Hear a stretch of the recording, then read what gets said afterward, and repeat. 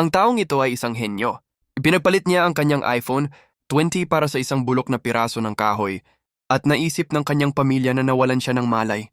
Ngunit kung ano ang tila basura sa iba ay ang simula ng isang obra maestra, sa mahigit 30,000 oras ng walang kapag-urang trabaho, binuha, inukit, pinunan, at pinakintab ang nabubulok na kahoy na iyon ng may pasensya at paningin.